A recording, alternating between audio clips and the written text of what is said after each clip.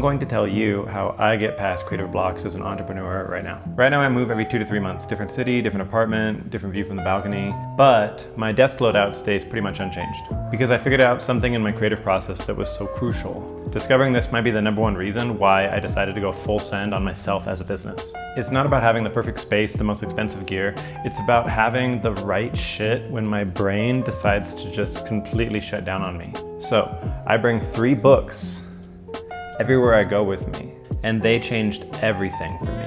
3 books for the 3 moods that my brain gets stuck in.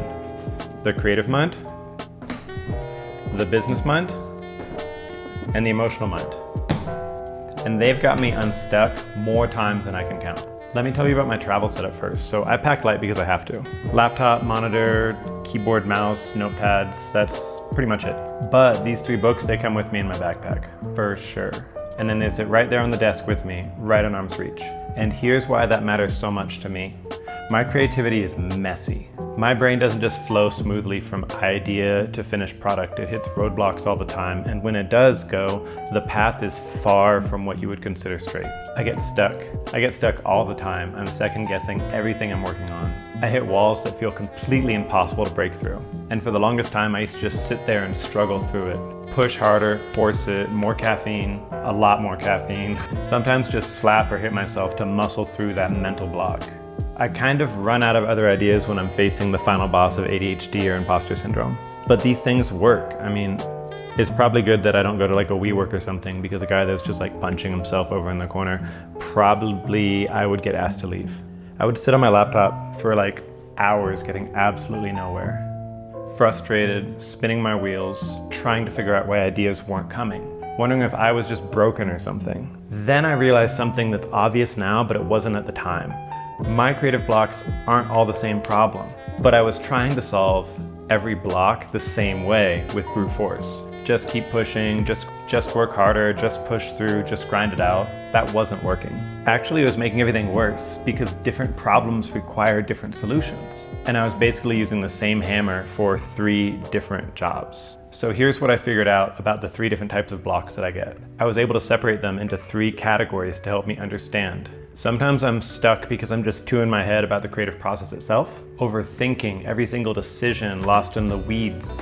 Overthinking every decision, lost in the weeds, paralyzed by options. Like, I'll spend 2 hours debating, like, should I say the sentence this way? Should I write the word this way? Instead of just like fucking doing the damn thing, you know?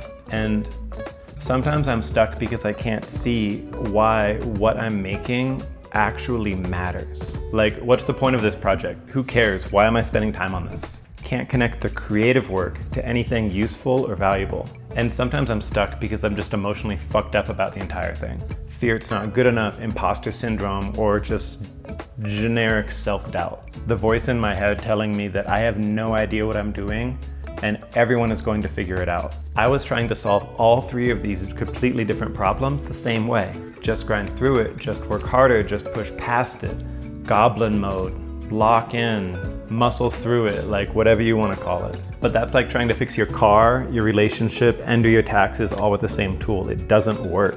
I was in Austin at this LA transplant wellness spa, coffee shop, massage place, wellness thing, whatever, I forget. I was picking up a $20 smoothie and buying some NAD plus pills after my sauna cold plunge massage combination. I can't make this up. I'm serious. This is exactly what I was doing at that time, and it's very important to the story. Trust me. This was the headspace that I was in. So I'm waiting for my activated charcoal smoothie with lion's mane in it, and I'm just kind of looking at the aesthetic wares that they have for sale, like the books and the candles pour over coffee, different artisanal soaps and shit. And I saw this really aesthetic book with like a circle on it, and I recognized the name. So I impulse bought it. I like Rubin. I'm super into music and production, and he's kind of the executive producer or like the final touch producer for a lot of my favorite artists and songs that I really like. In that moment, I didn't know much about his beliefs and outlook. I just knew that he was kind of like the wise sage of the music industry out in Malibu, just like sprinkling things on Kanye records. I wasn't intimately familiar with his beliefs, I just knew he had like this reputation. I bought it on impulse because I was feeling enlightened and fancy, that's it. Completely random moment in time. But the next week I brought it with me on my flight to Miami to read. I started reading it, I cooked through the entire thing in one day. And so many things clicked in my mind that I'd been struggling with my entire creative career different perspectives that I wasn't given based on my upbringing. And it inspired me. So many concepts finally made sense. I found myself bringing that book with me everywhere, and I would really use it. I'd grab it for personal reference, or I would pull a passage from it that I remembered to like get over a block, or just tell myself I should keep going. Later that year, my sister gifted me the Naval book and the Pivot Year. I read them both, and then I realized that this group, for me, worked together in perfect balance. Each volume hits a different lane in my mental space, and each one pushes me to the next step. That's when I started bringing the 3 books with me wherever I travel. Rubin's The Creative Act, for when I'm overthinking the creative process.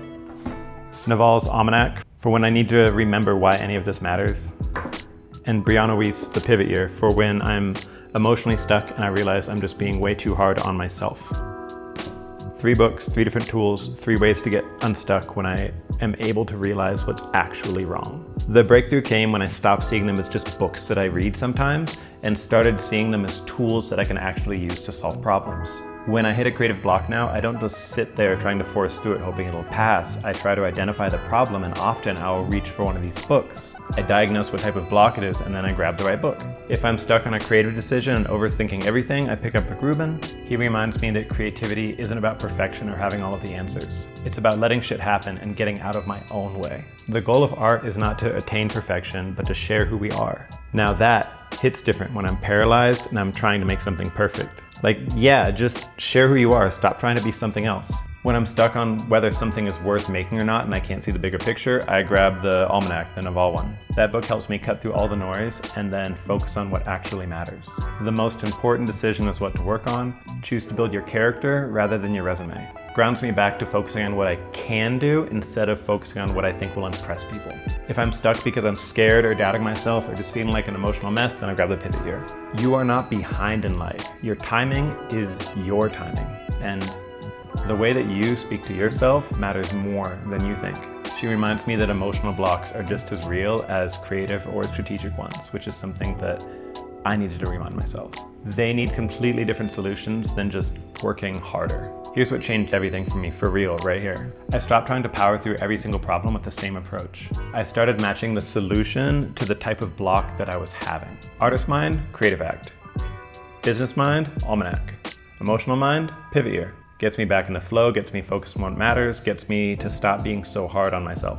It's like carrying 3 specialists that I can have around to consult when there's something that's wrong. Now, every time I set up a desk in a new space, these books are one of the first things that I put down. Austin, New York, Miami, Mexico City, wherever. They're here with me. Doesn't matter where I am. These books are here, not just for decoration. They're tools I actually use multiple times a week.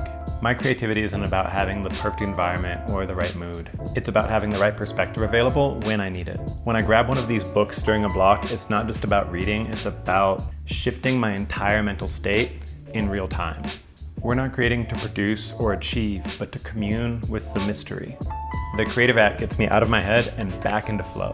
When I'm overthinking every detail, it reminds me to just start and then let whatever wants to come through, go through. Stop trying to control the outcome so much.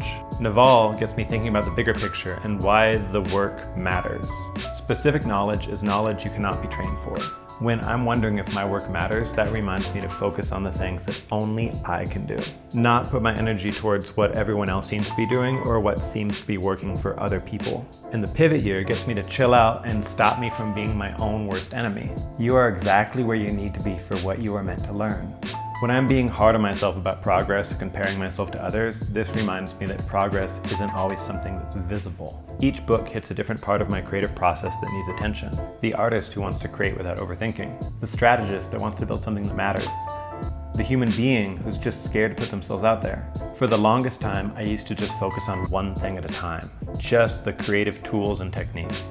Or just the business strategy and planning. Or just the mindset and emotional stuff. But I need all 3 working together because creativity is emotional, business requires logic, and making art requires both courage and strategy. You can't just ignore one part and expect the others to work. Here's what I want you to try, and I'm serious about this. Think about the last time you were stuck on something creative for more than an hour. What type of block was it actually? Were you overthinking the creative process and getting lost in details? Were you questioning whether it was worth your time or if anyone would even care? Or were you just scared it wasn't good enough and spiraling about it? Different blocks need different tools. You don't need my exact 3 books, but you need something for each type of block. Something that gets you back into your creative flow when you're overthinking. Something that reminds you why your work matters when you're questioning it. Something that addresses the emotional shit when you're being too hard on yourself. But here's the key part. Keep them right on your desk. Don't put them across the room on a bookshelf that you're going to forget about, that you have to get up to go get. You need them right there where you can grab them, because blocks happen in real time. The goal here is to get back into flow, not force yourself to leave it to solve the problem. You need solutions in real time, not something after you've given up for the day. Because I'm telling you, waiting until it's so far gone that you're stuck and frustrated to try to solve the problem is like calling the fire department after your house is already burnt down. By then, I'm already pissed off and the entire creative session is basically fucked. Having the tools right there helps you because you can catch it and fix the block early and then get back to creating before the opportunity is lost. My creativity isn't about waiting for inspiration to strike. It's about having the tools available when inspiration doesn't show up. It's about knowing which tool to grab when I inevitably do hit a wall. The artist mind that trusts the process and stops overthinking. The business mind that sees the bigger picture and focuses on what matters. The human mind that stays grounded and stops being so hard on itself. I move cities every few months, but my creative process needs to stay consistent. And I can do that because the tools travel with me. 3 books, 3 different moods, 3 different ways to get unstuck. So, what are you going to keep on your desk when your brain decides to quit on you?